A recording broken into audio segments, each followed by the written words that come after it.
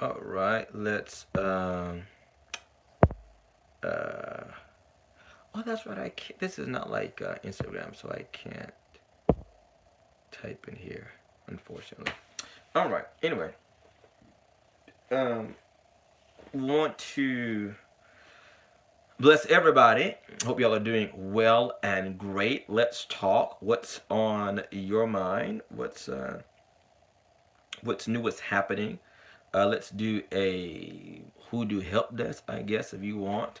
It really is up to you guys how you want to proceed this evening. I am at your leisure. Um, what's going on, Nicholas? Uh, I've just seen. I saw Queen and Slim.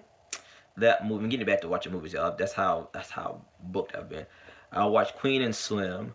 I watched the Last Skywalker.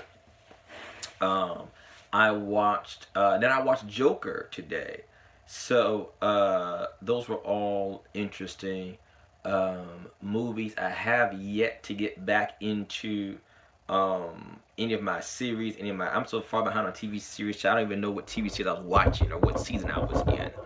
Um, I went to get my hair styled Saturday, and evidently there's um, some new episodes on Vikings. I think I don't know. I don't know if I just haven't watched them in so long. They all looking new to me now. But let's go back and check that out.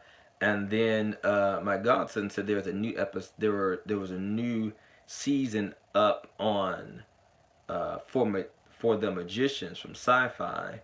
But come to find out, he was actually a season behind. So the new season comes out on in in January. So we'll see if they redeem themselves from that. But otherwise, how are you guys doing? How are you guys preparing Hanukkah, Kwanzaa, Christmas, New Year's? I mean, just the solstice. I mean, just take your pick. There's a lot of stuff going on. So what's new with you guys? Hey, and shalom, shalom ha shalomecha. Um,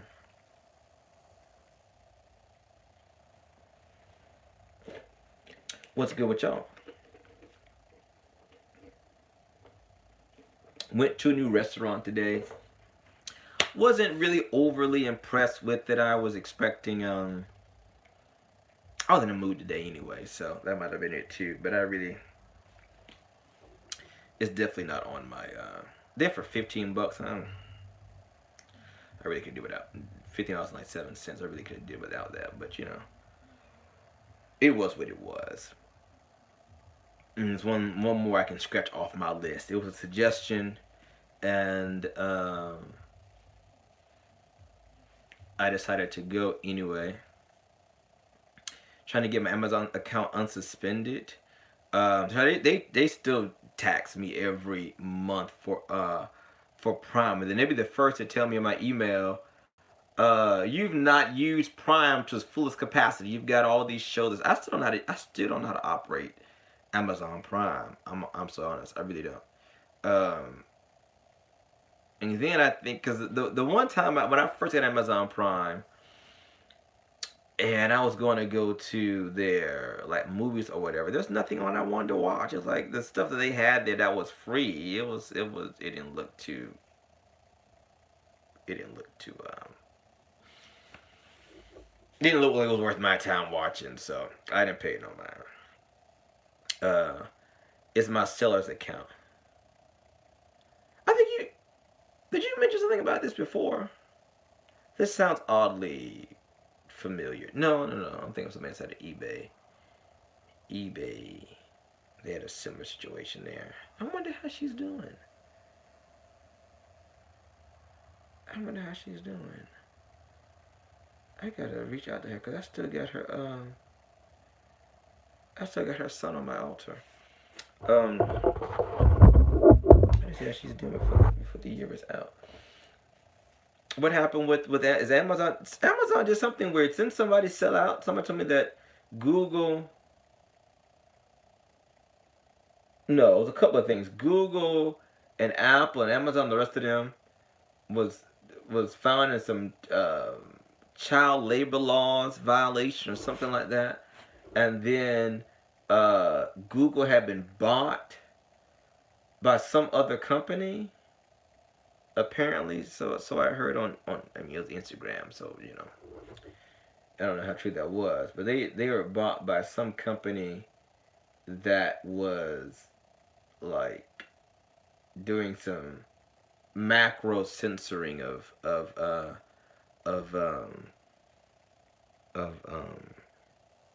their search results or something. Hey, what's going on? God bless you, Ken. Hope all is well with you. Godspeed to you, and to you also, Danny. Uh, I don't know how true that is, but go for it. It's really strange. There's something else they were saying. It was they had the child labor laws issue, and they were bought out. Yeah, somebody said they were bought out to the extent that they're filtering out. They're doing these macro censoring of like supplement and alternative health and homeopathic health sites and things like that are not coming up in the in the Google search results. I don't know. I haven't searched for any of those kinds of things, so I don't know how true that is. But that was the last I heard. Are we really surprised at this point? Are we really surprised at this point? Um, yeah, I don't know. But something else I heard about Amazon. Amazon did something. Amazon's always in the news at least once every 2 weeks. They did something. Uh, it was like there was some outrage or something about Amazon. Just something crazy happened with Amazon. I can't put my finger on it right now. Put my finger on it right now. But anyway, other than that, and then there was the outrage with American Gods. It's interesting because I had been intending for at least like 3 weeks or so, or even more than that, might have even been a month, to come on and talk to you guys about American Gods in particular, because I'm a month behind now, but um, well, technically a month and 3 weeks behind because when I watched the video, it was already 3 weeks old, if I remember correctly. But about the introduction of Oshun into the narrative of American Gods. Of course, now I find they're also going to introduce Shango into the narrative also. And so at that point, now when I heard that news, all right, again, this was over a month ago. I said, okay, I want to bring this up before you guys, see what you guys thought about this. Here we have the African narrative told from these varying perspectives, right? The East African, the North African. If you're going up into North Africa, into the Middle East, you talk about the Queen of Sheba, right? Solomon's old empire, things like that. Whether you're going into Egypt, again, more so Northern Africa, with Anubis and Thoth or Dahudi, and then of course West Africa. You've got now the introduction of the Orisha. Looking at the Yoruba land, that part of Africa, and then of course Central West Africa, I believe, or Central Africa, going into the stories of Anansi. But then now we're hearing about uh, you know when, and again I have not followed this as really as I should have, but when I watched American Gods, I think it was season 1, I believe, season 1, episode 2. I think that was the iconic episode where no, we're not going there, Danny. They're like speaking of Queen of Sheba, no, they always looking for an end. That was the episode where everyone's jaws dropped, right? Everyone's jaws dropped, right? I'm sure Some people's jaws drop out of utter shock and sheer just, flabbergasted and, probably out of feeling offended and feeling any manner of privileged angst, right? And on the other side of the fence, you had those who jaws were dropped that was like, they didn't shoot him for saying that? Am I actually hearing this? Hell yeah. So everybody's jaws were dropping for different reasons, but everybody's jaws were on the floor. That iconic slave ship scene will live in history. It really will. I I can quite literally see in about 5 years that being a clarion call, that being a war cry, that being a quote unquote Black History speech. It was, and of course he wrote it himself. So that set the. I think we all love that scene. I think we all love for a number of reasons, right?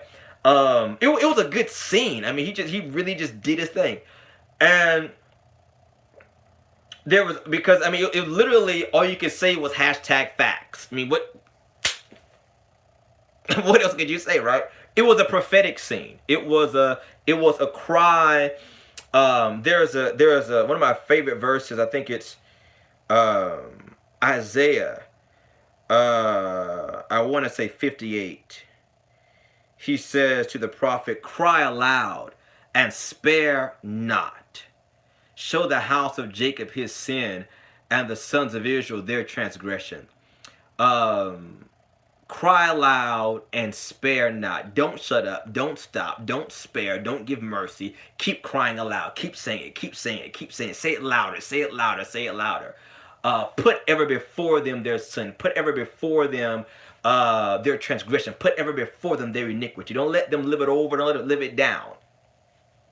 And that was a coming to pass of that prophetic mandate to cry aloud. So we saw that right off the jump, right? We're only 2 seasons in, and I believe that if any, this is what I learned from Game of Thrones. I talk about American Gods. What I learned from Game of Thrones was that if the season is if the show rather is going to be a good show, you're going to know it by at least the second, not second season, but by the second episode if it's a good show. This what happened with Game of Thrones. I didn't like it at first, but I kept watching it. Of course, I binged for like 5 seasons. So here we have the second episode, got us hook, line, and sinker. It was a hook in our jaws. That okay, we can eat this stuff. And so again, are we really that surprised?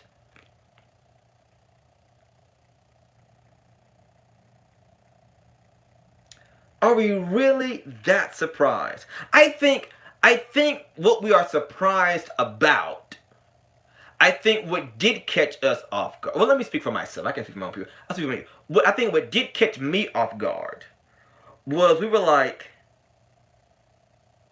uh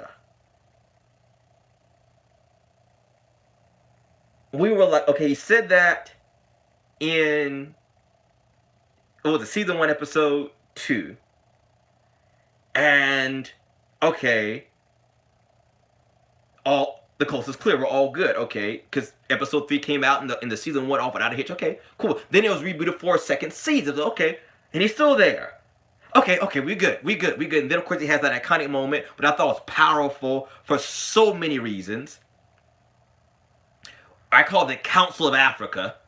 That's what I called it, right? The Divine Council of Africa is sitting there. The Queen of Sheba is there. Anubis is there. Thoth is there. Anansi is there. And here we see these different perspectives of what it means to be African, either continental or diasporic, right? Where you have the perspective, quote unquote, of the elder or the elders, right? That was somewhat detached, as it were, from the issue, right? Looking at Thoth, for example, who's the knowledge keeper. He observes and he writes about. He inscribes the waves of time. He sees them come and go. Kingdoms, nations, empires, they rise, they fall from the sea to the dust. It's another day, it's another Tuesday for him. So we see that represented, right? The elders that say, don't shake the boat. There's really no need. You know, don't go get your ass killed. Stay your ass in the house, okay? And that was necessary, right? Valid perspective. We've got Queen of Sheba's perspective, which is love, right? Let's make love, not war, okay? That's a valid perspective, right? That higher awakening consciousness, there, not necessarily saying there is no race, but can we move beyond that? Can we just get into love, whatever? Because at the beginning of that season, we see her, she's a temple for everybody, right? Of love.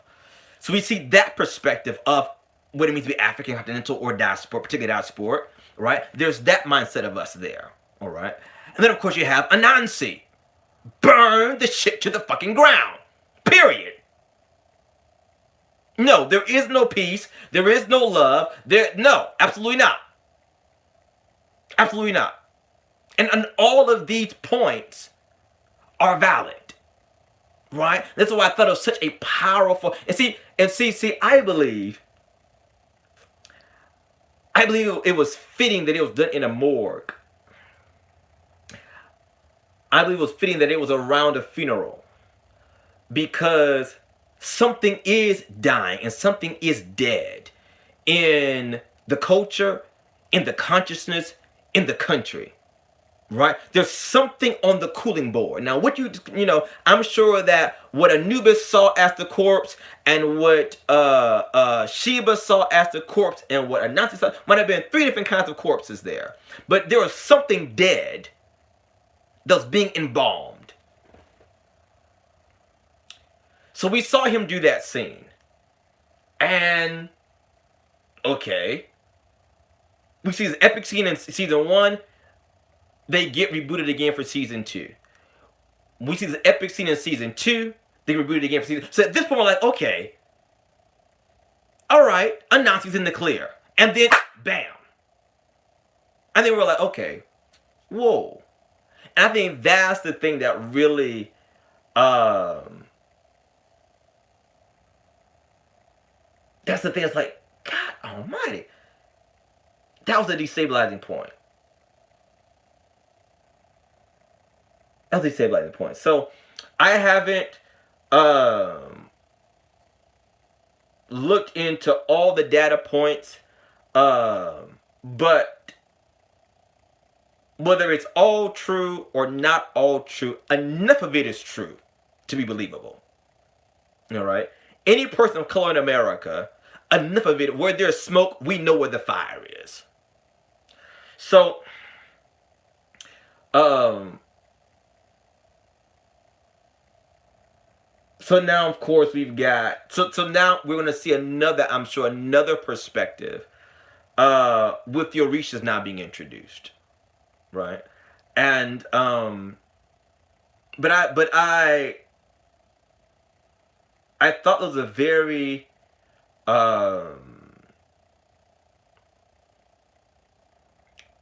critical. I thought it was very critical. Yeah, so that's my rant on American Gods. So far, from what I heard, he and Gabrielle Union are in talks of whatever that may come out of that. So that has its place. And then of course that brings me to Queen and Slim. Queen and Slim. One of the things that I noticed off top with Queen and Slim was they never pinpoint a year in the movie, right? And then I was like, all this happened within like what 3 weeks time, something like that, or a month time or whatever. But I thought that was telling. I learned early on in life that not only should you listen to what people are saying, but also what they're not saying. And I think the fact that that movie did not pinpoint a year in which it was supposed to take place, at least I don't think they did. The only the only chronological marker I can remember in the movie was in the opening scene where they're on the date in the diner. I think he mentions Tinder, the dating app. So obviously not. We're talking about close to the modern times. Um,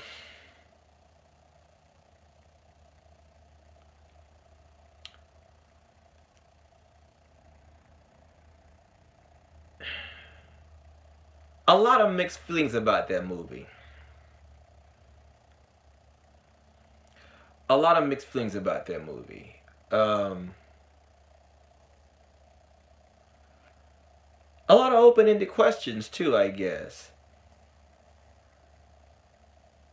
I think when they pulled into when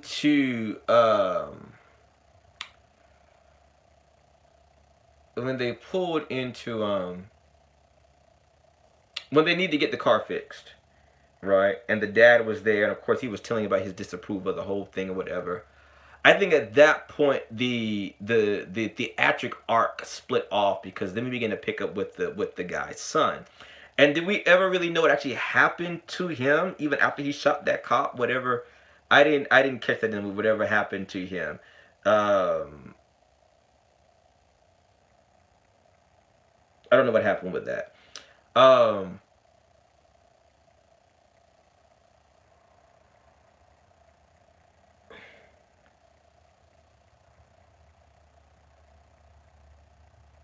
it was just a very interesting movie. I really it was a I still have some processing to do about that movie. There's some processing to do with that movie. And there was also a lot of occult themes in that movie also uh, that were interesting.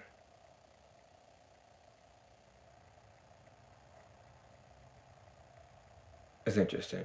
So, what did y'all think about Queen? And those of you who went to go see it, what did y'all think about Queen and Slim?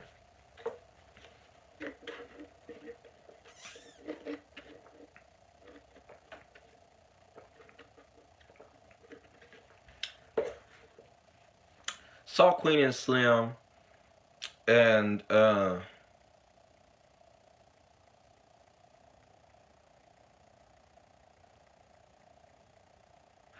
I would like to do a side by side comparison of Queen and Slim and the other movie that came out.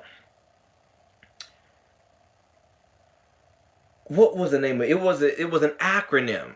The movie was an acronym, and it opens up kind of the same way Queen and Slim opens up. And now I think about it, Queen and Slim may in fact be the alter ego to that movie. It was oh my god, it was an acronym.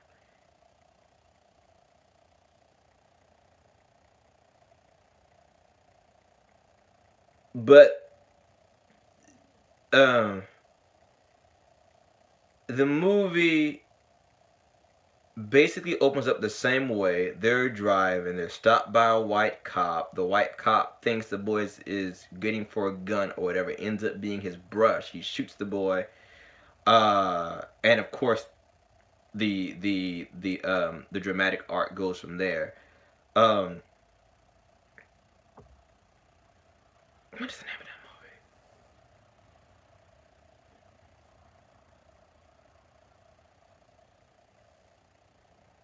I can't think of what the movie is. It's I can see the cover of the movie in my mind's eye. Seer problems, I guess. So somebody asking about apprenticeship. I get to that in a second. So that was uh that was Queen and Slim, and then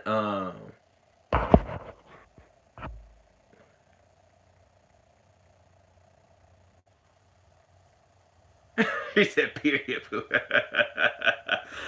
Oh boy. So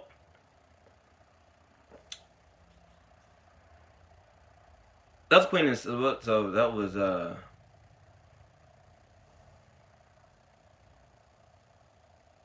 other movie I saw was the last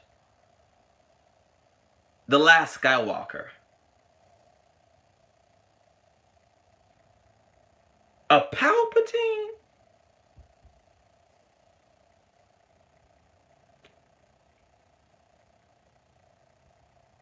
Nobody saw that coming. I don't care what nobody say. A Palpatine? I think y'all pulled that out of thin air. I think y'all pulled that out of thin air. Honestly, I really do. I really do. That's ridiculous. And it still didn't go over well in the movie, in my opinion. Uh, she was a Palpatine. All this rigmarole. People have broken YouTube about all these theories about who Rey's parents are, and I'm just not buying it. First of all, first of all, I thought Palpatine was like incapable of love. How he got kids,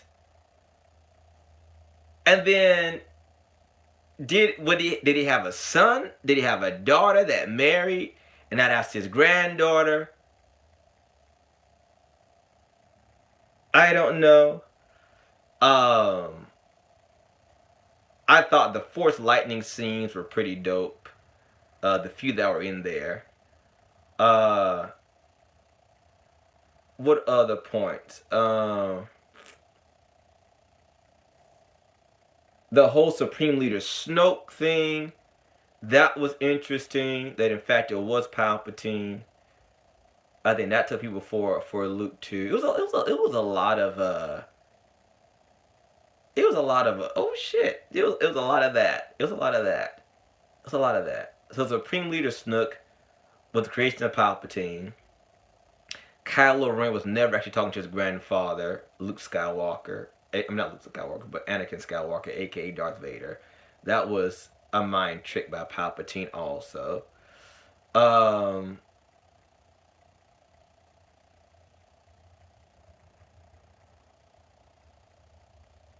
what else?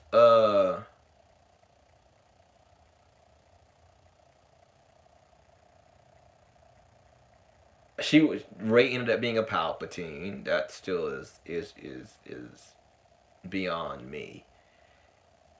Um, it's also interesting how Palpatine ended the same way Voldemort ended. Like that must be the new how to kill the villain scene. Just make them fray off into little fragments. I guess I don't know.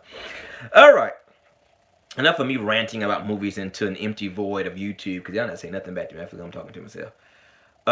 So that was the I had way too much popcorn in that movie. That popcorn had me sick to my stomach. That was ridiculous. I ate way too much popcorn during that movie. It wasn't even funny. The popcorn, I don't know. Is it just me or has theater popcorn just gone down in quality? My God. I mean, it's like all the popcorn is stale now. Even when they just pop it, it's not really hot no more. That butter don't hit like it used to hit. I mean, at this point in the game, I stopped putting salt on my popcorn. I started putting pepper on it, man. I'm trying to get some kind of flavor, some kind of taste, something. It was so disheartening. It was disheartening. The popcorn.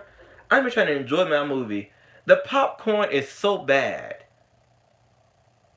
I'm sitting there wondering to myself, where in the hell did popcorn become associated with movie theaters? That's really where my mind is at. I'm trying to sit there and watch The Last Skywalker. That's how bad the popcorn was. I'm just thinking about what's the origin of this thing.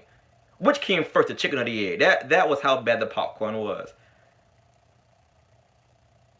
I'm sitting there in the middle of the movie theater thinking to myself, whose idea? I was about 2 minutes away from asking Siri, how did popcorn ever get introduced into movie theaters? What's the history behind that? That baffled my mind for about a good 20 minutes. I was in that movie theater. I lost about 20 minutes of that movie.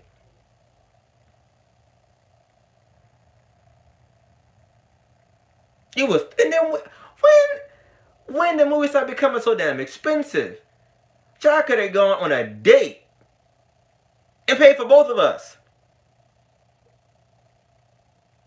Then I think it'll be $30.57. And then I thought it was supposed to be matinee anyway.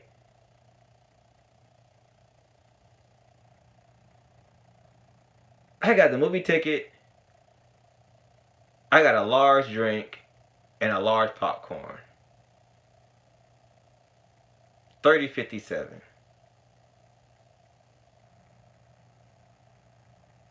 Taurus problems. That's a shame. That one. Mm-mm. So then, so I went and I saw Joker today, and I have to admit that was a good movie. It was a very good movie. The movie arc, the storyline was well done. Well done. The movie was such on the edge throughout the. First of all, the actor did an incredible job, whoever he may be.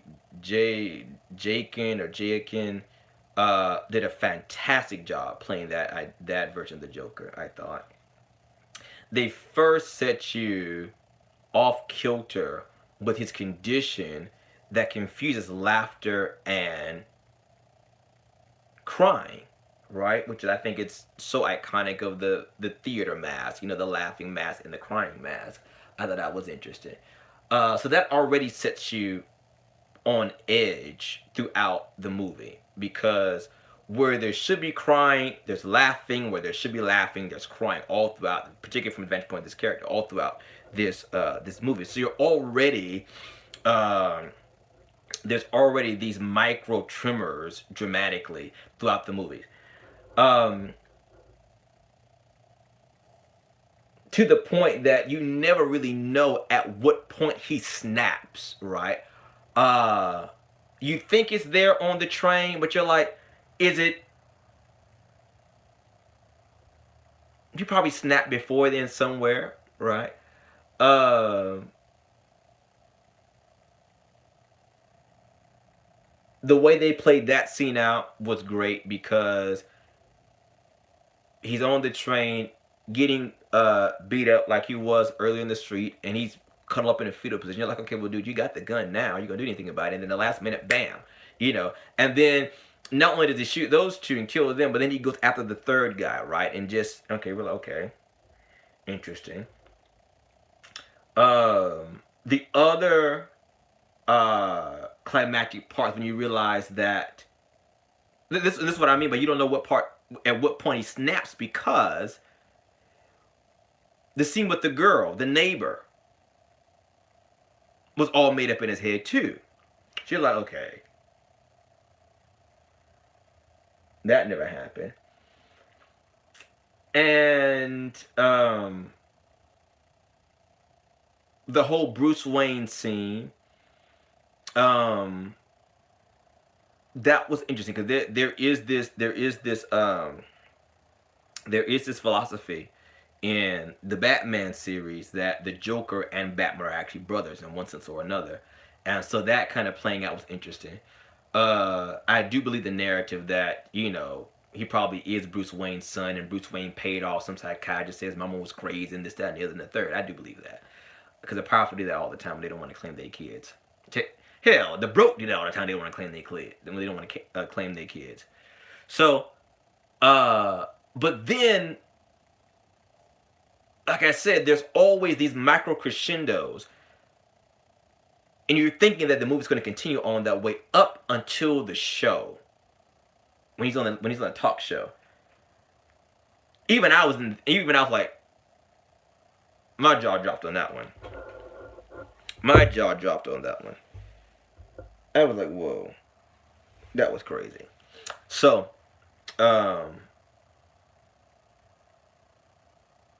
some people are saying they should do a sequel with that one. I don't. I I think they should resist. I think they should resist making a sequel to that movie because of how good it was. I really do. It was created to be a standalone movie, and I think that having that one-off Joker, that other vantage point of how this character can play out, I think I think you should leave it just like that. I think let that be an icon movie unto itself, right? But he did an incredible job um, as the Joker. And then at the end, side note, theaters started serving popcorn and snacks during the Depression. Doing so helped theaters survive during that time. Folk went to movies as a distraction from the Depression. But why the popcorn? Why the popcorn?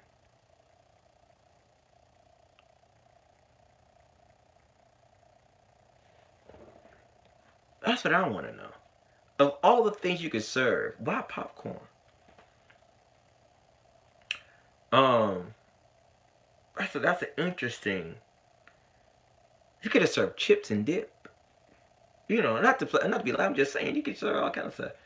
Um, but uh, but that was the Joker.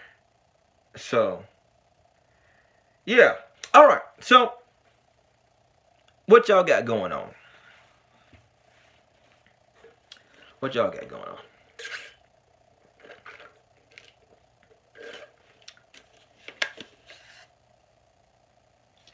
There was a.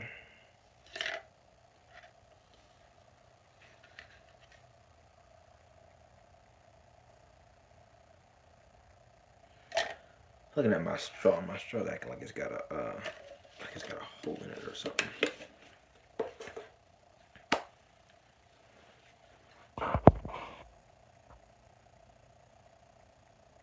But The Last Skywalker was very good. Definitely go see it. Uh, Gotcha. Popcorn wasn't their first choice because it was associated with carnivals and fairs. Very true. Since it was cheaply made, it became popular and easily accessible to many. Gotta love Madam Master, y'all. Got to love Madam Master. Thank you so much for that. But I was sitting there in that movie theater because how bad the popcorn was, wondering why the hell did y'all even serve me this crap. But that makes a lot of sense. It was cheap, all right. Well, it wasn't cheap to me. It may have been cheap to make. It tastes like it was cheaply made, but it sure wasn't cheap to my wallet. Uh, $30.57. Yeah, I don't think that's worth that. But yeah, all right. So, well, the remaining minutes we have left, then we got about 25 to 30 minutes left of Hoodoo Help Desk, and I got to get off of here and get some things tied up for the holidays and some works I need to go ahead and move on out of the way. Got the road openings to do.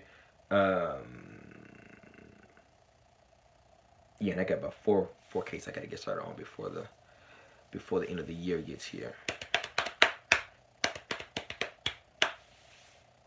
Bum, bum, bum, bum, bum, bum.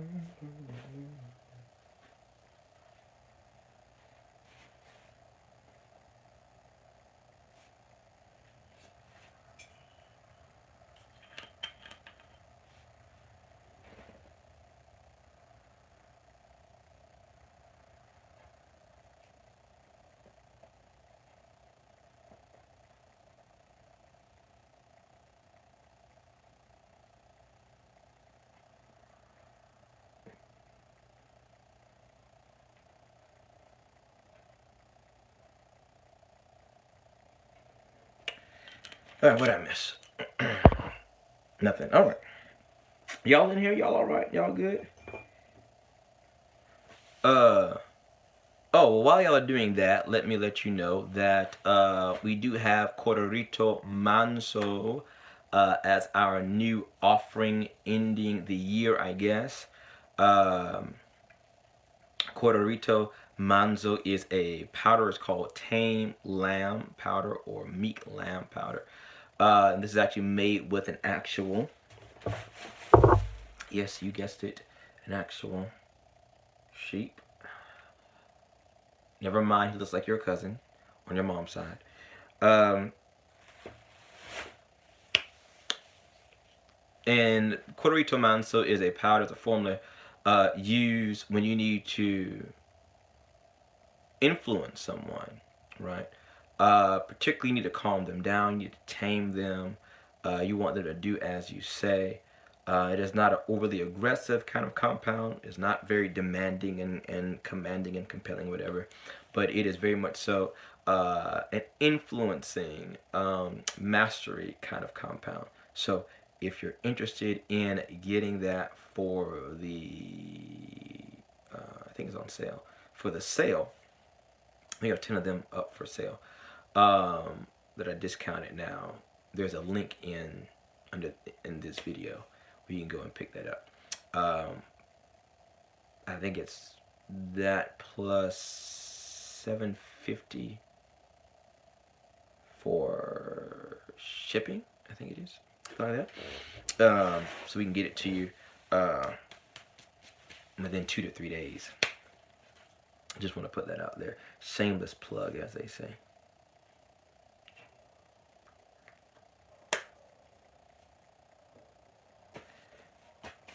All right, so updates as far as next year is concerned, 2020, Lord spare our life. If they say the Lord will and the creek don't rise, we'll be back at this again now in 2020. As you guys know, every year I kind of go into a spiritual conclave to see what the Spirit is saying about, at least for me in my ministry, in my practice, the upcoming year. So I told you guys for 2019 is going to be a year that I was going to focus a great deal on teaching, and I've done that. We have so many different teaching platforms, instruction platforms out there. We've got obviously tons and tons of content here on YouTube under the Conjure Chronicles. We've got tons and tons of content on Facebook in the Hoodoo Bible Study group on Facebook. We've got tons and tons of content on Instagram and Instagram Live. We've got that going on. Then all this stuff, of course, is free. Or I should say, they come included in your whatever you pay for your internet, I guess. We've been doing a lot of teaching there. We've been doing a great deal of webinars this year. Oh my goodness, we've done protection webinars. We've done spiritual washings webinars. We've done webinars on mojo bags. We've done a great deal of webinars this year. So that's also up. And then Patreon was launched right a few months ago. And by the way, those are my patrons who are watching. Thank you so much. God bless you forever and ever. I'm really enjoying the Patreon platform. I'm really getting kind of used to it. So I'm really expecting a lot of exciting things in 2020. I've got some ideas brewing in my head and some tricks up my sleeve for 2020, including some Patreon only webinars that will only be available to people who are my patrons. So the general public will not have access to those. So we've got that up as well. And so free content on Instagram, Facebook, YouTube. We've done webinars through Zoom. We've got monthly subscription instruction by way of Patreon. Of course, also have my apprenticeship going on as well. Of course, they are in they've been in the off season since October. We will resume next month in January. So 2020 is going to be I'm not going to take as many cases in 2020. I'll be doing a lot more referrals in 2020. Of course, I'll still be doing readings and consultations, but I'll be a lot more selective of what cases I work. I will be recommending clients to my peers, to my students, to other colleagues. I'm going to be focusing in 2020 on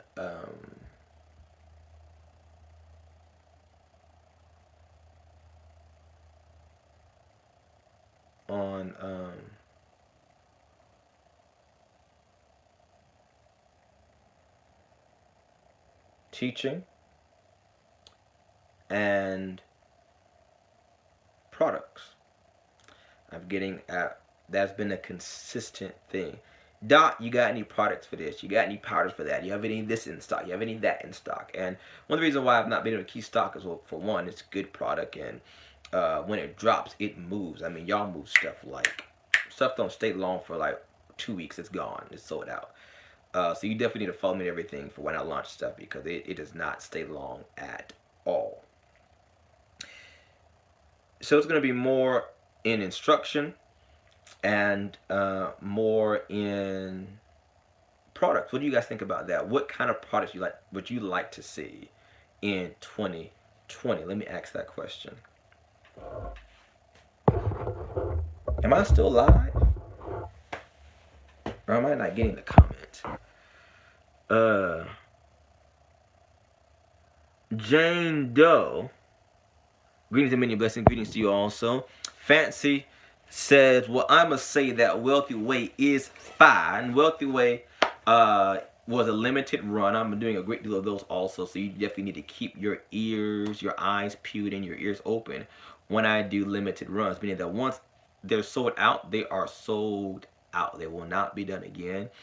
They won't be done again. Normally it's a limited batch. So normally they might be 20 to 30 in a batch, and once it's gone, it's gone. So, like for example, Corderito Manso, it's only 10 actually.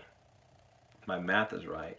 Yeah, 10 that's available. So once it's gone, I mean, it's not every day you come across a sheep skull. So I think you gotta take that into consideration, right? Like,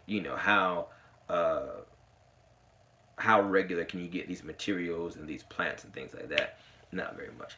So the Wealthy Way is fine. I'm glad that it's really blessing you, really, really good. How have you seen it work for you? Just curious.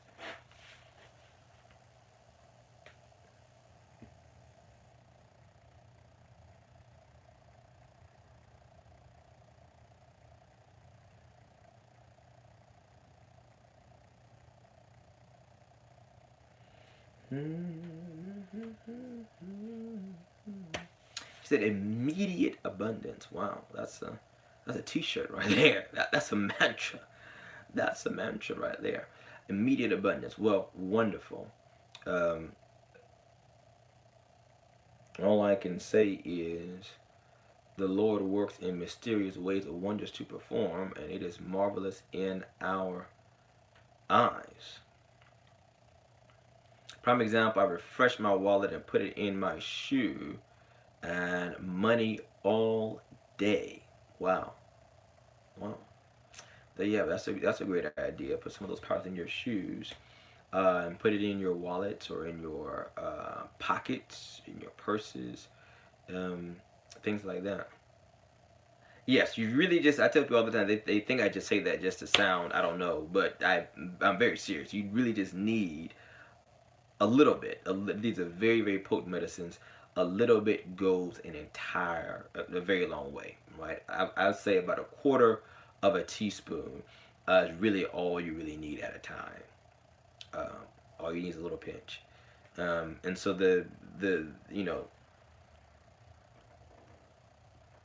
this should definitely last you well over, going into a month and a half, 3 months. Okay. And it's in my pocket and it keeps the money rolling. I've been abundantly blessed.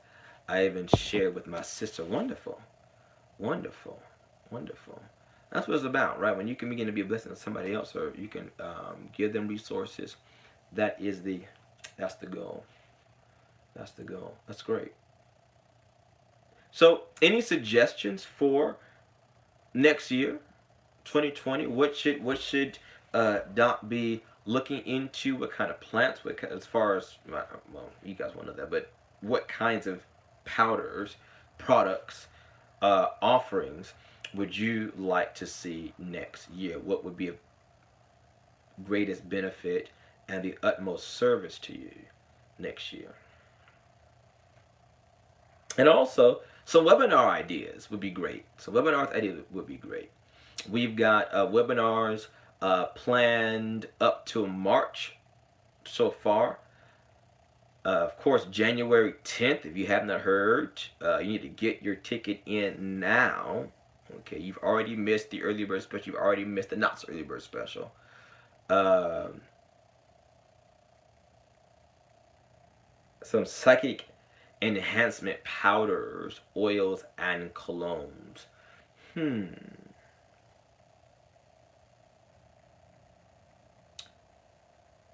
Business, abundance, clarity. Okay, let's have a dialogue. Let's have a focus group. When when you say clarity,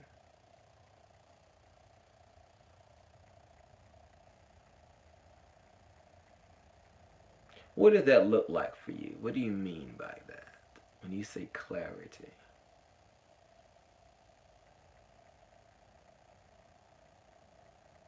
That's quite an abstract concept, isn't it? And I dare say somewhat subjective. When you say clarity, what do you mean? And y'all know oils ain't really my thing, so if I drop an oil, you better scoop that thing up, cause uh, oil ain't really my thing. I tell you, I go to oil or something like that for oils, or theta or whatever. More clear path of thoughts.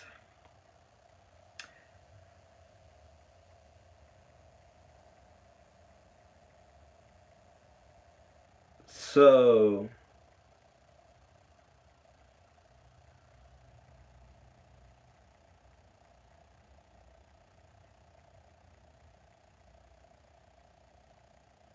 hmm.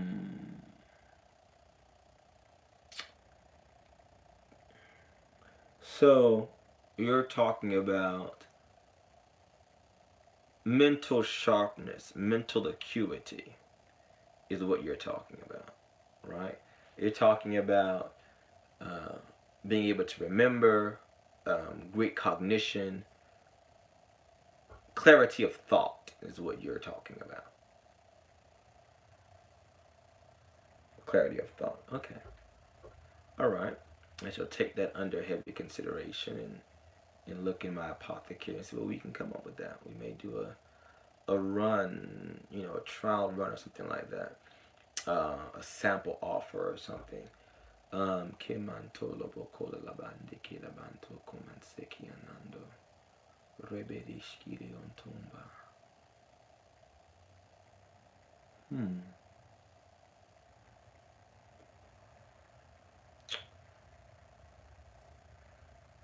Hmm.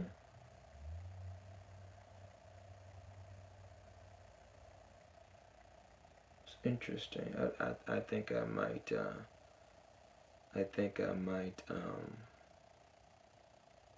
Sound like a very good project. That sounds like a very good project. I would like to go into because I'd have to sit down and really think on that. That's not something that comes readily to my mind. So I like that. I like somewhat of a challenge. So definitely, I will definitely take that into consideration. Um, Psychic enhancement is concerning deeper clarity on dreams, visions that's yet to come to pass. So, are we talking about something to induce visions and dreams, or something that once you have a dream or a vision that you know what it means, you have deeper interpretive capacity? There's a reason why I'm asking these questions. It's not to sound dumb. It's because, like any pharmacist or any doctor formulating a compound of medicine, we need to look at the constituents. If they're going to have reactions to other medicines, for example, um, and also to give you good expectation management. I mean, if you're looking for a panacea, I'm not that good of an alchemist yet. So I don't have a one medicine that just solves all your problems. And compound medicines don't normally work that well. So people start putting on lots of ands, and this and that. Oh, and don't forget that also in the same medicine. Like, well, that's a very volatile compound, and you probably won't get much of any of those things you've asked for, or a little bit of everything and not a lot of anything. Uh, uh, okay. Also being a boost. See, you get also and also. So you want psychic. You want a medicine that's psychic enhancement, deeper clarity on dreams, visions that's yet to come to pass, and also a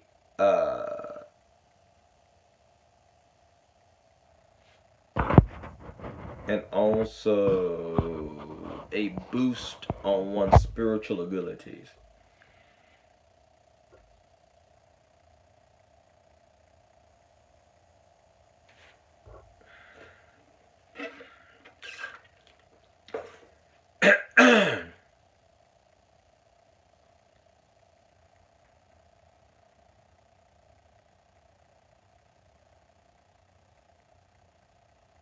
Mm-hmm.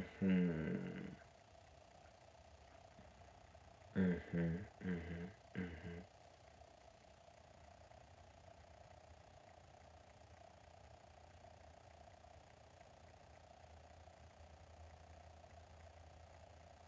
Mm-hmm. So I got lots of going into my mind because I'm thinking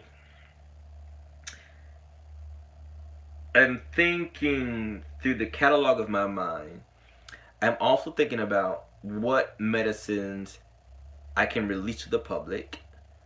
I'm also thinking about is I'm also thinking so there's a lot to think about. Some things, some effects, I would say, can be rendered in a powder or medicine. All right, in a powdered form of some kind. Others are best rendered in an amulet of some kind. Okay. Um, and others yet are rendered best in a ritual of some kind. The boost means as in being more receptive to the spiritual realm one does spiritual conjure.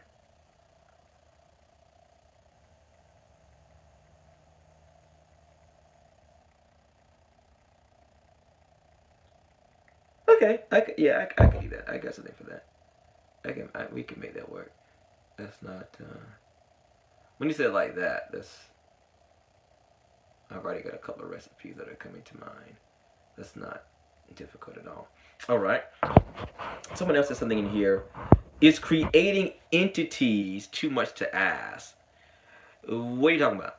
Which particular question? Is that a response to my question? Which one? Create uh servitors. Mm.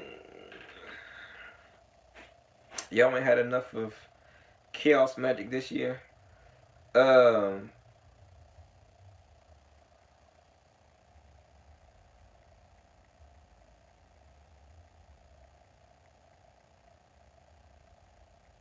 Hmm. I could do a. Uh.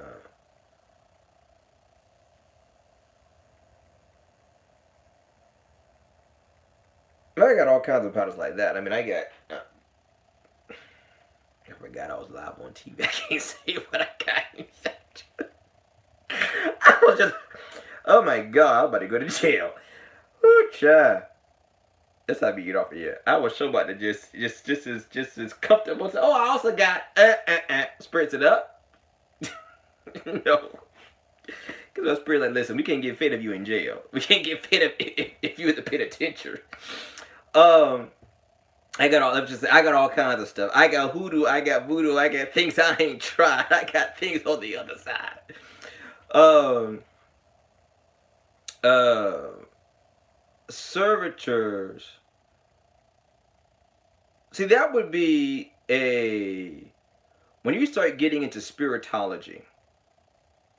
All right, as a science, that those are the disciplines I would reserve for um, a select few. That may be a series that is in Patreon as a webinar for patrons specifically, and of course is part of my apprenticeship, right? So the third level of my apprenticeship deals primarily with spiritology, right? I pretty much give a brain of everything I know about spirits, the spirit world, the spirit realm, how spirits operate, what they look like, etc., and so forth. How to work with them, that whole thing. Um,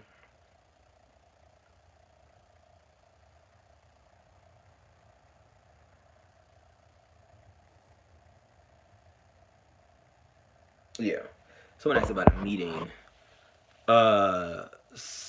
So is that something more appropriate for a private message? No, let me see the question was. Can we get some powders of like scorpion snakes? Uh, yeah, that's not a problem at all. I mean, I'm literally selling powdered down lamb. Okay. The lamb's ear is in there. The lamb's jawbone is in there. The lamb's dried flesh is in that powder. Um, so yeah, that's not a problem at all. Matter of fact, my good friend Moses has a yeah, y'all can hit him up for this. Now, don't come to me about it. That's his stuff. Has a scorpion medicine that, depending upon how bold you are, I need to have him on the show to talk about this. It's ingestible, right? And it gives you a different kind of high. Let me tell you, um, because of the scorpion poison in it, the way it interacts in the body and particularly in the mind, it's highly aphrodisiac. It's highly psychoactive. Um,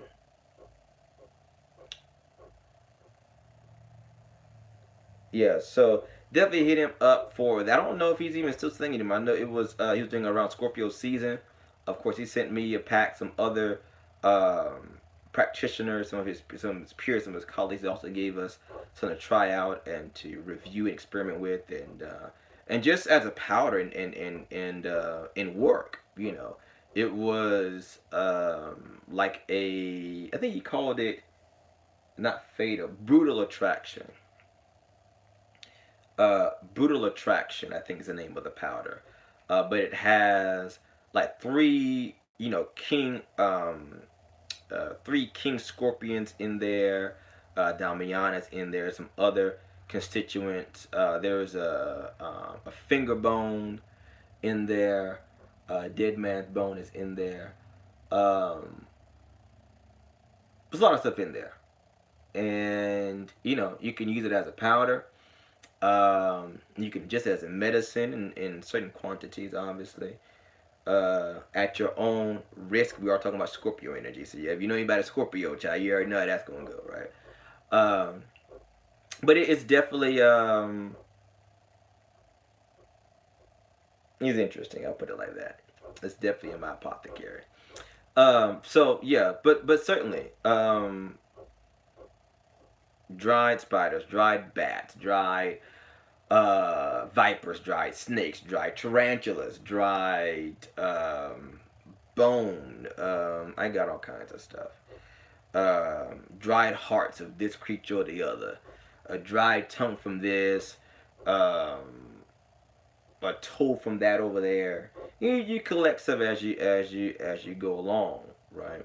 And you learn how to extract the medicines and the active magical constituents and components from that material to use it to affect change in the physical world yeah, affect change in the physical world.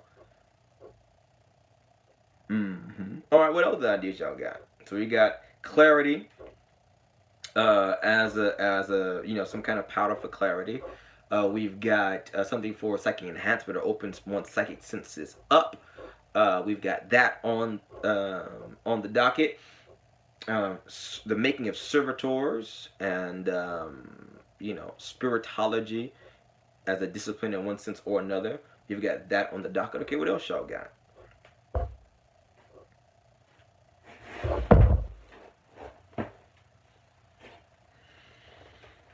Hurry up now, because I got to get to work in a little bit. What time is it? Yeah, I got to get to work in a little bit. Dark magic, whatever the hell that is. I'm dark and I do magic. Does that count? Greetings from Georgia, everybody. God bless you.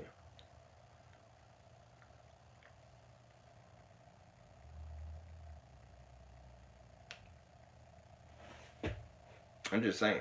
He was asking me that all the time. I said, "Do you do black magic?" I said,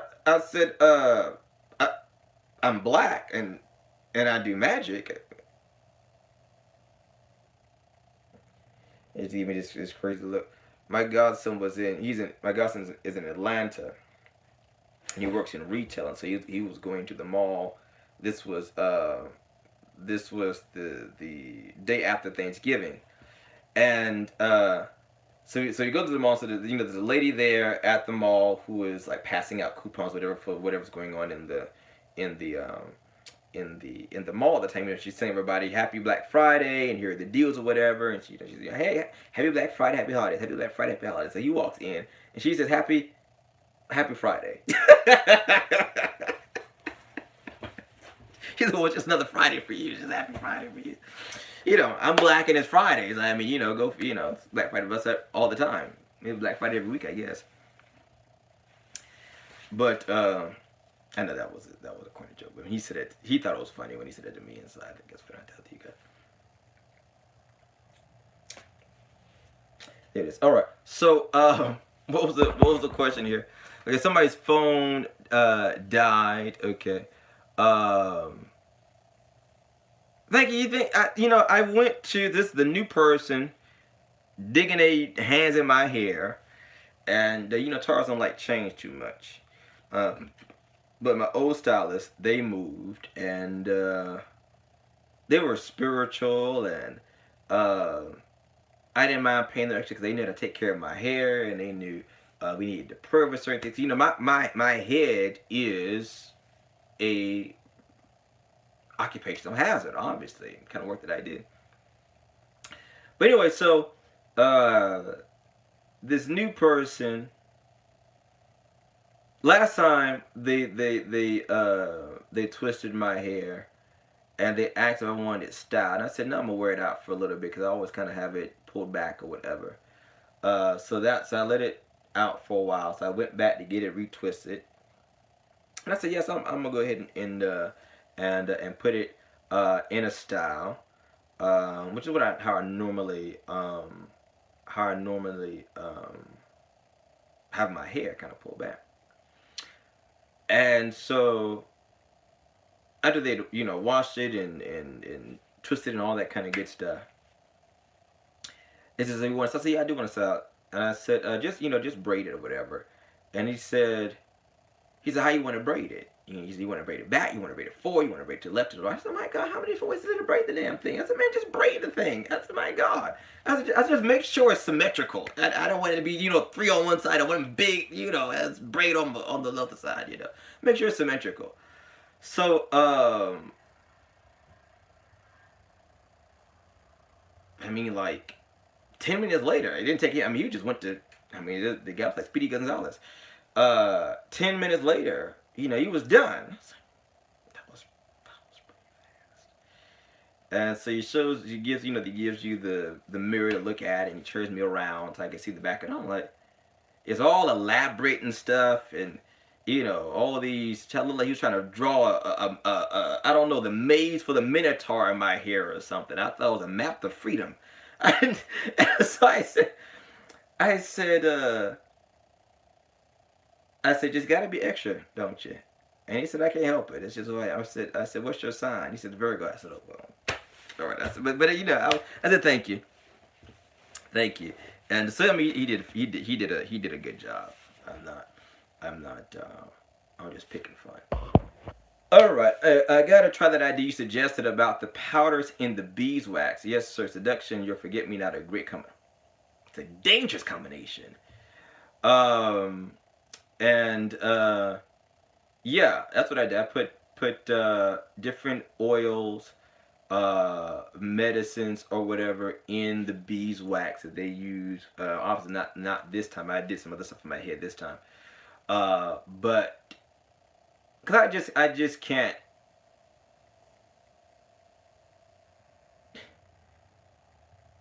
Me and this guy has that we need to have a conversation really. Of him to remain my stylist. That's all it is. I just have that conversation with him. Because to put your hand on my head, literally you're laying hands on somebody's head if you're dealing with their hair. There's a lot that goes into that, and I know I can be quite high maintenance in that particular regard because of the kind of work that I'm in. And most people are like, you want me to do what, bruh? Like just sit down and get your hair done. But like, no, I can't just entrust my head to anybody, right?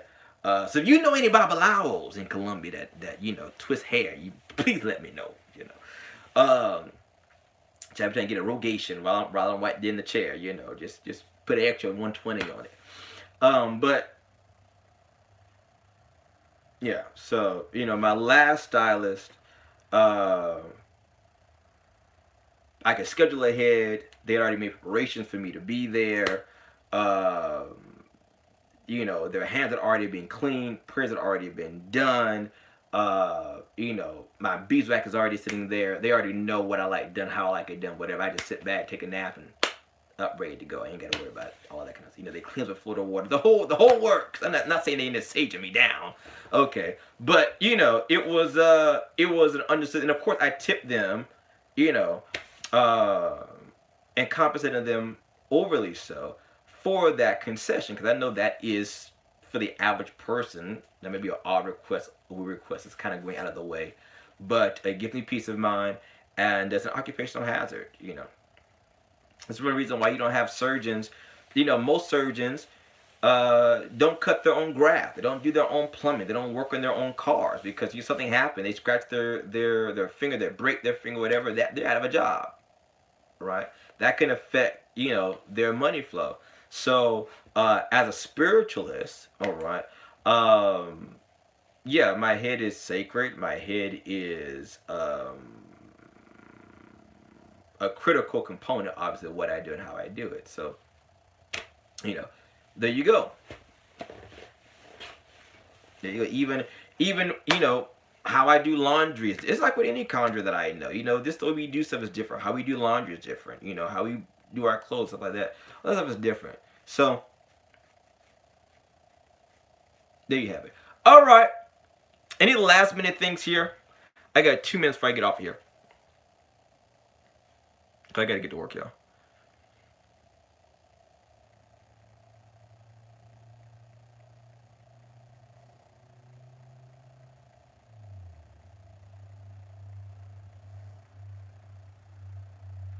No problem. God bless you. I was just thinking about this earlier today, y'all. Honestly, after I watch the Joker, I don't know what about the movie made me think about this, but I was just sitting in a moment of gratitude to God that you know I love what I do. Don't get me wrong. There's moments that I'm like, oh my God, I gotta do this again. Mostly it's y'all. Mostly it's my clients. But I love y'all too. But y'all get on my damn nerves. But it's like the teachers who got some students that are just harder than others. They're like these students are ridiculous, right? But I love teaching, right? And that's kind of how I feel about the field work that I'm in. I love what I do, and I do what I love, and I have the esteem, gratitude, the incredible blessing that is my reality. Because everybody, that's not their reality. That's not the reality, and I'm very conscientious of that. But Doc, how can one send snakes to the enemy without touching them to torment them or get? You know what? I was just talking about this on Instagram. Let me go check out my Instagram. And I was talking about Why you need to do that? Let's just speak plain. So she said, "See, dark magic." But really, why? See, that's very specific. You want to send snakes to the enemy without touching. And when you torment them or give them nightmares, so when you say snakes, you're talking about they wake up in a bed of snakes biting them, or you're talking about in their dreams they're seeing snakes, or you know. But even beyond that, why? I mean, honestly,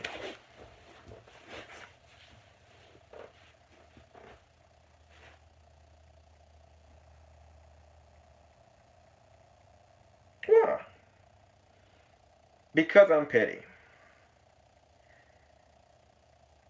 Well, petty people, and this is no slight against them. I'm telling you, we're gonna speak plain. We're gonna speak honestly.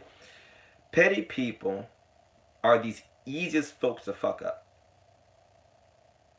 And I'm speaking from years of experience as a worker, being on the other side of that fence.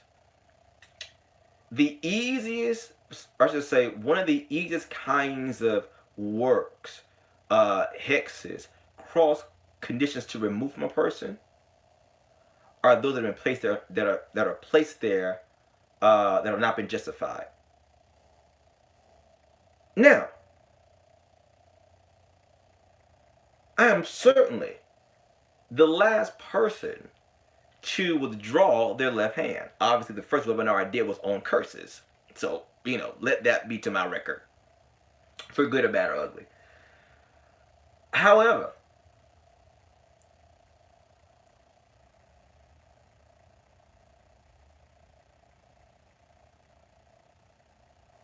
cross conditions, the hardest crossings to remove, destabilize, dismiss, dismantle are those that are done on the basis of justification, not on the basis of vengeance. See, justice and vengeance are two different things. Just workings are hard to move. Some people, I tell people, listen, I can't help you. You can't be helped. Simply all that, you cannot be helped. And I'm not saying, see this is the mindset we're in. Do you think that if I say don't kill him, I'm saying don't turn the other cheek? That's not what I'm saying at all. Because if we're going to use that as a premise for conversation, let's have this talk. The same man that says if you're struck on one cheek, turn to them the other, is the very same man that braids a whip and overturns seats and tables and beats and drives out the wicked out of his temple in anger and in righteous indignation. The very same person who we traditionally know not to be a hypocrite.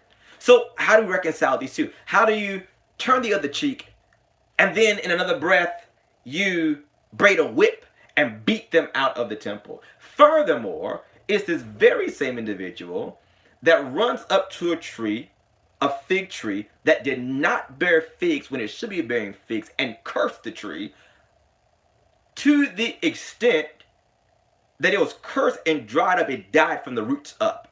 The very same person. The very same person who said, "Ye think I've come to bring peace on the earth? No, but a sword."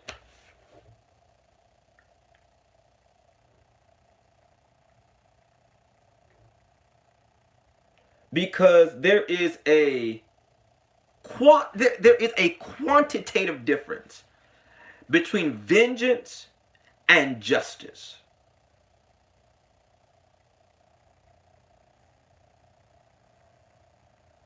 Good evening. God bless you. If you attack out of vengeance, it's easy to turn that work. Very easy. Because the work does not stand on anything substantial. There's no ethical, moral basis for the work to be sustained upon. So therefore, much like in the court of law, it can be easily shot down because it's not a just law, as it were.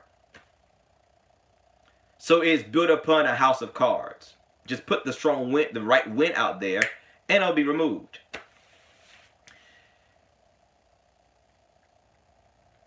So in my Instagram video, this is very relevant that we have this conversation because y'all are gonna get some really stuff, some crazy stuff going into 2020 and going into holidays with family. Fundamentally, I think from my experience, professionally and personally, by and large, 98%, all right, of the put that bitch in a jar, okay, kind of situations is I just don't want to be bothered. I want you to stop bothering me. Just, I mean, if we look at this at the root level,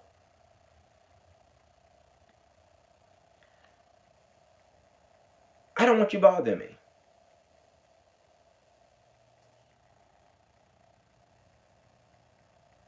So why not just move the person? You ain't got a blind left eye. You gotta give him a heart attack. You ain't gotta give the baby a stroke. You ain't gotta kill their husband. Just move him out the way. I don't want you in my peripheral. I don't want you in my perception whatsoever.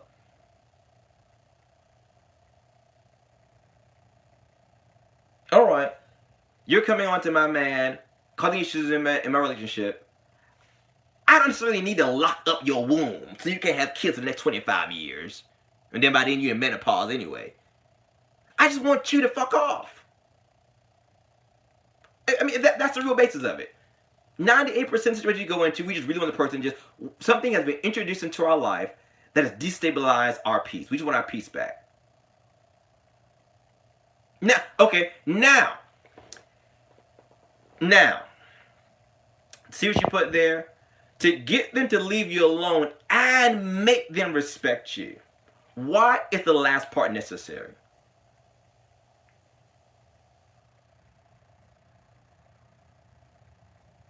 You ain't gotta respect me. Don't fuck with me. You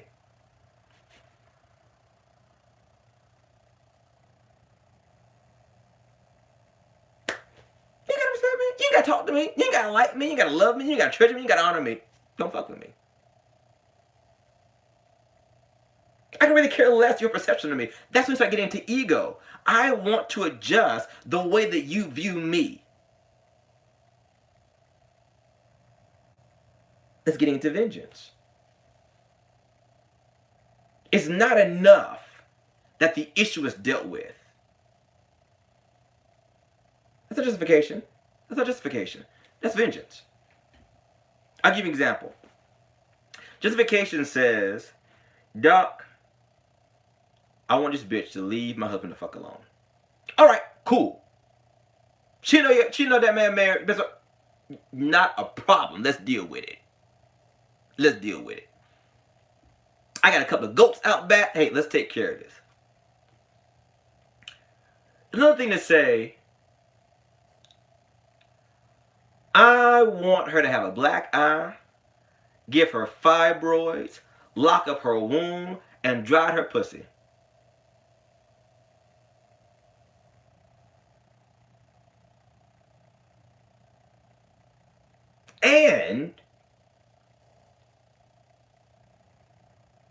But see, the reason you want to do that is so that she knows that you did it.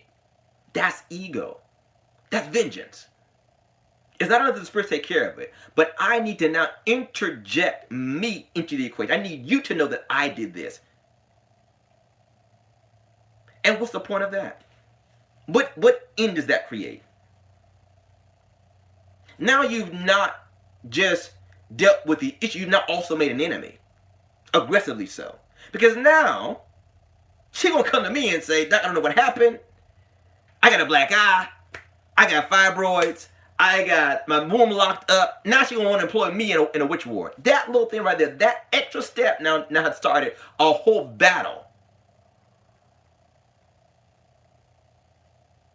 So now that you being petty, They don't went back and say, okay, I can be more petty. I'm gonna hit you and your kids. Now everybody coming to me.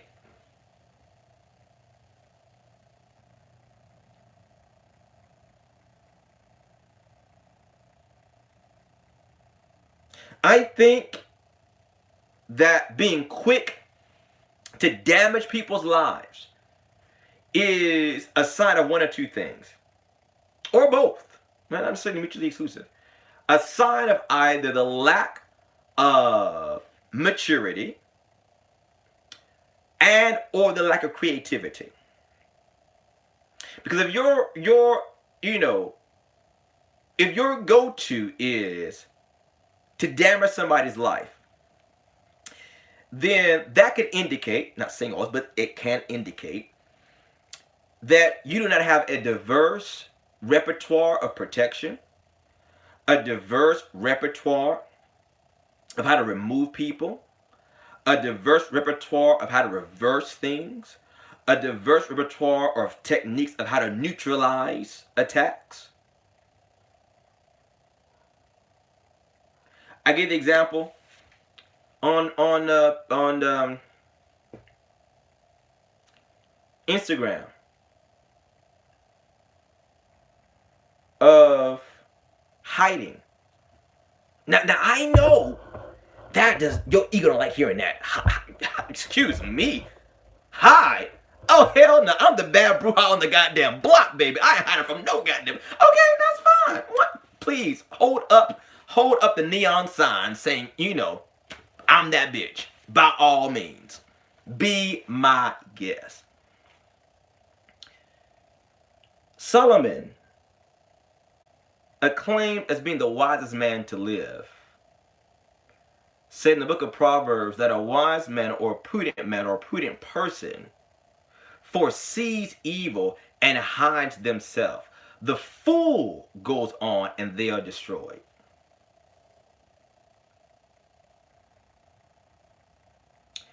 You may think that hiding may sound like retreat. Not at all. You may think that hiding indicates weakness. Not at all. Hiding indicates that you are a superior strategist than your adversary.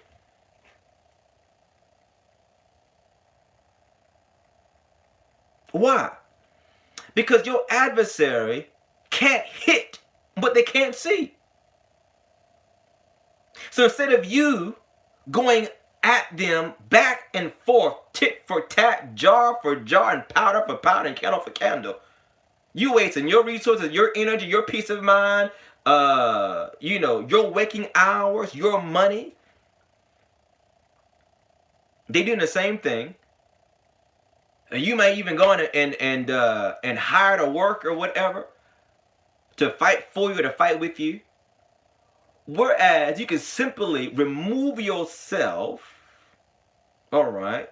David says in Psalms 91 verse 1, he that dwelleth in the secret place of the Most High shall abide under the shadow of the Almighty. He goes on to say, he's hidden me in a secret pavilion.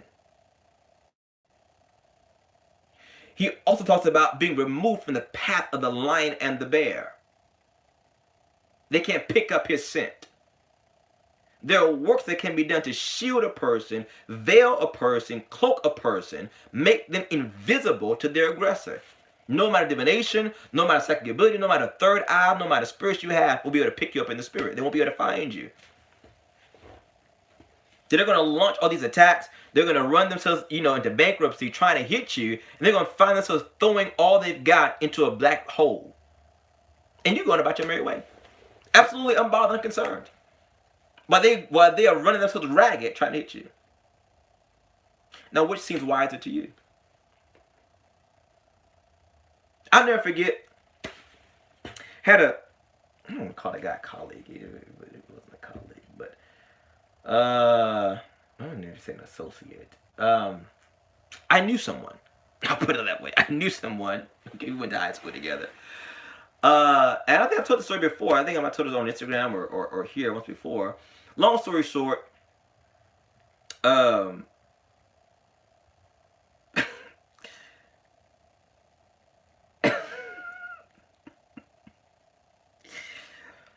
he was the kind of he kind of reminds you of like that cousin or that little brother that your mom says to look out for. Take him with you when you go hang out with your friends. You know he's like underage. You can't drink. You can't speak and do anything. He's really kind of kind of a drag somewhat. But he's always trying to impress somebody. But you're like 14, bro. And we're all 21, something like that. So he was kind of like that. Not that we were heavy hitters or big bad brew holes or whatever the case may be. We were more holes than brew holes back in the day. Okay, if the truth be told. But uh, he would always come around us boasting about what great battle he was in. I mean, this guy was always in some kind of spiritual fight. I mean, always clawing for his life. If it ain't an astral battle, some psychic vampire, it's always some new. The boy could write he could write a scene for Dungeons and Dragons. I'm so serious. He's always in some epic fight for his life, and he has these conversations as if to say, look at me, no,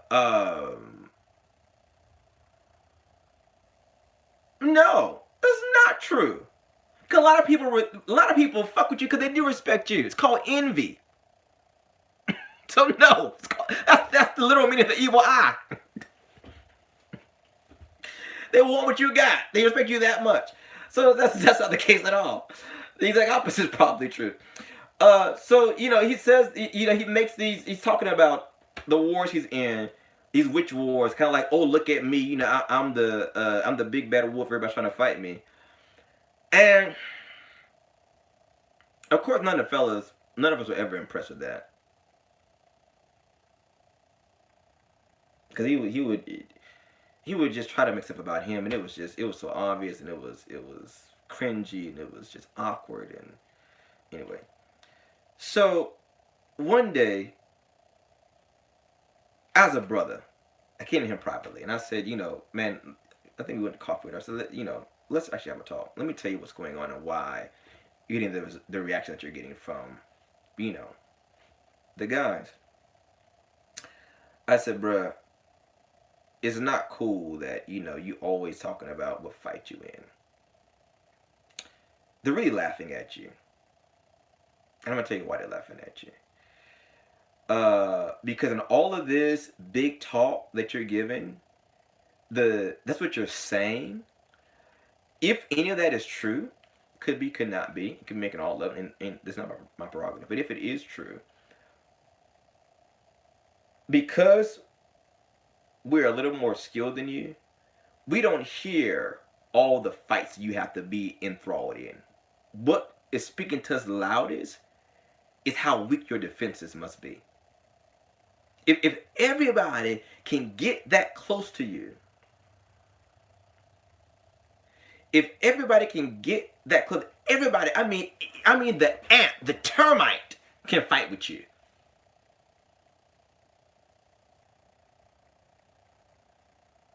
If anybody can pick a fight with you, that means that your defenses are horrible.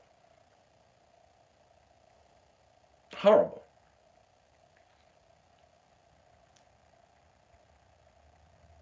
The wise is not about who can always win the war, but one who can avoid war when it's not necessary. And one of the best ways it is defenses. It just shows that your defenses are shoddy. They can get that close to you. Now to the point about that's how you respond. One way to respond to relentless aggressors. All right? They cannot hit what they cannot see.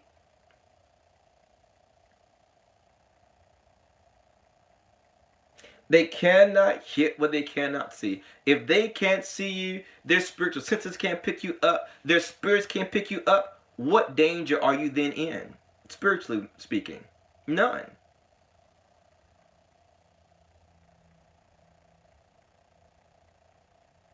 None. All right. That's one strategy. All right. Uh, But my thing is, if you're gonna deal with an enemy, deal with an enemy. That's the art of war by Sun Tzu. You don't let them rise again. If you're gonna deal with them, deal with them. Let it be once and for all. We're not having this conversation ever again. Period. End of discussion. All right. I'm going to address you. If I have to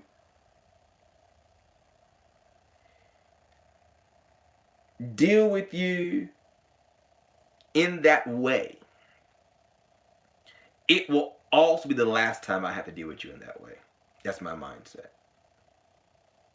All right. And at that point, I am justified. All right. Also, let me tell you something else.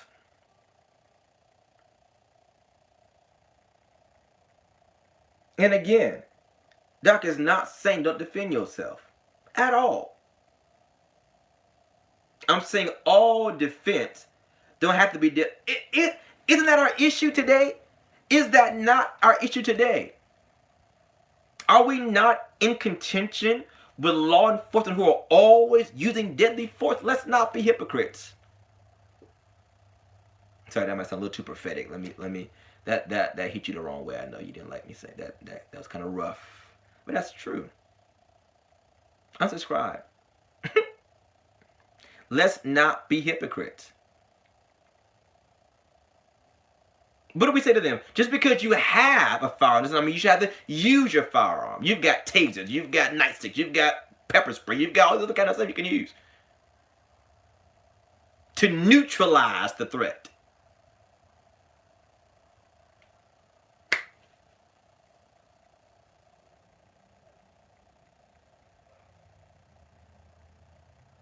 So someone asked for a trick for 2020. Well, let me give you one. In this same line here, let me give you your new best friend for 2020. Your new best friend, get your pens ready, is Cambia Rumble. Cambia-Rumbo. Cambia Rumble. Cambia Rumble means change the path. Move out the way. It's a plant that creates detour. Literally, bruh, take an L.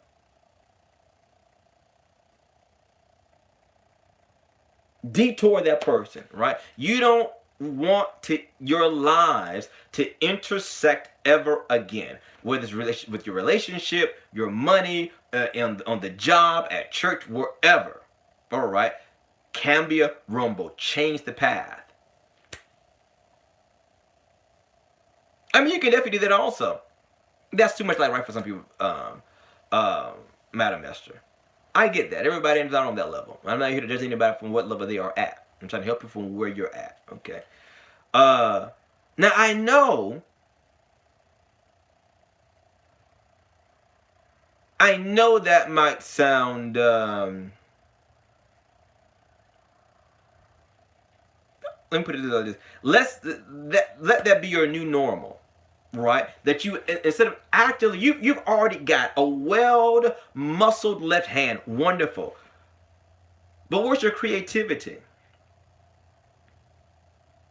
Because another reason why petty people are easy to undo is because they often have the same set of tricks they use for everything. Most people know about 5 good hexes. You might have a good freezer spill in there. You might know pins in a doll. A vinegar jar. You know, you got about 5. You might do a little hot foot, but you got about 5 kind of works, or some variation thereof. And so it's not very creative. So it's very easy to undo those because that pretty much can intercept what you're doing.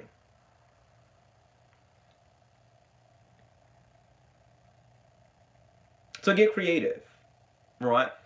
You should have a lengthy repertoire, a creative repertoire, creative and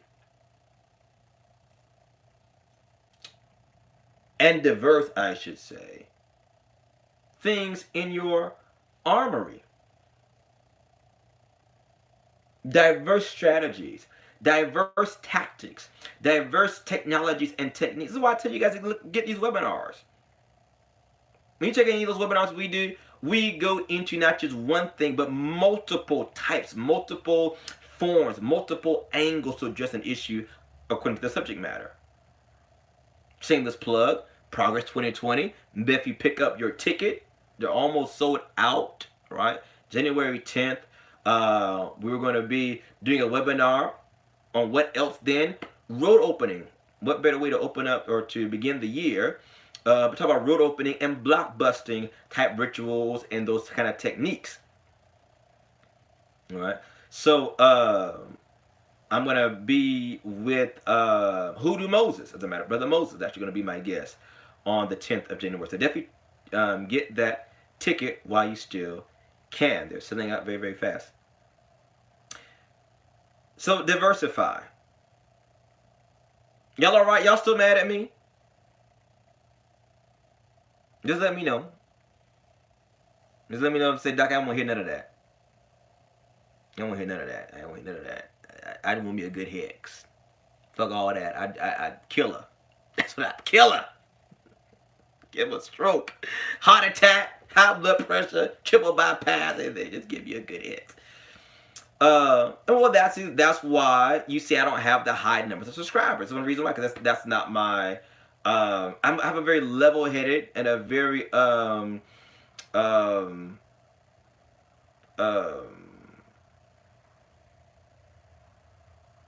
approach, but it gets results. If you notice, I don't have a lot of spells on my channel per se. It's a lot of uh, understanding the technology of this particular practice. But because once you've got that down, it's like you can learn a recipe, or you can go to culinary school. You go to culinary school, you can make a recipe. You ain't got to learn. You can make one. You got to memorize one. You want the spells part, you need to go over to Patreon for that.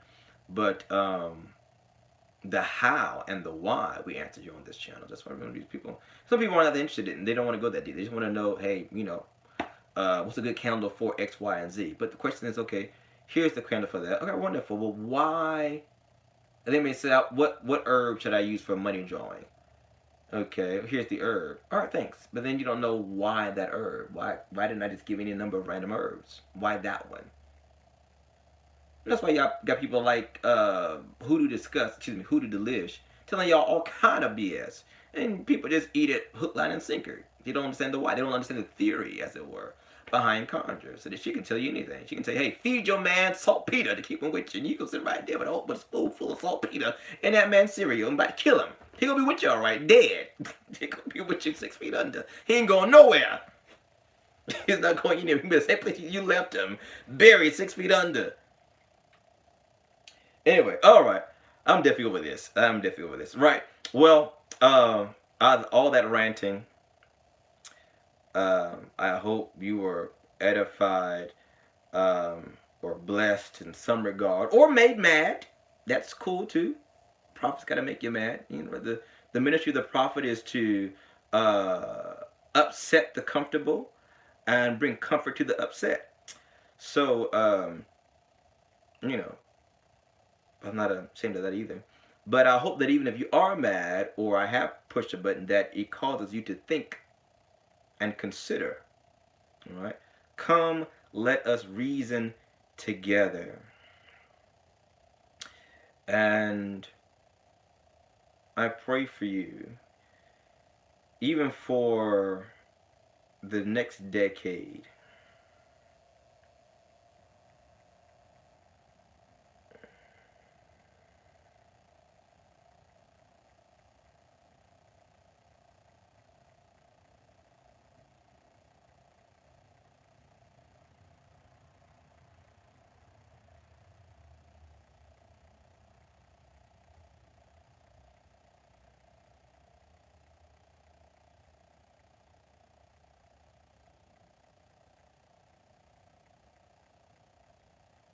That 2020 will indeed be a year where you see clearly. that the blind spots and the blinders are removed from your vision, and that you will move from next into now. I also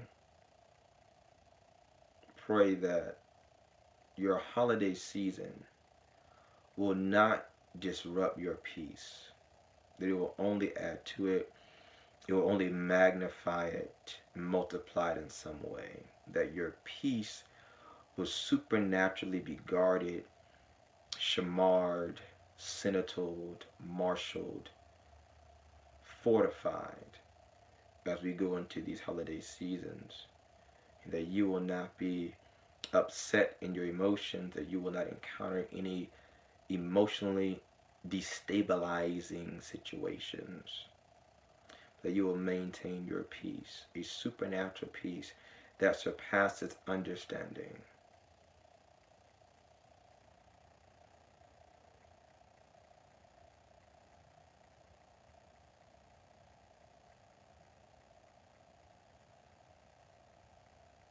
I hold you all in the light of God that never fails. God bless you all forever.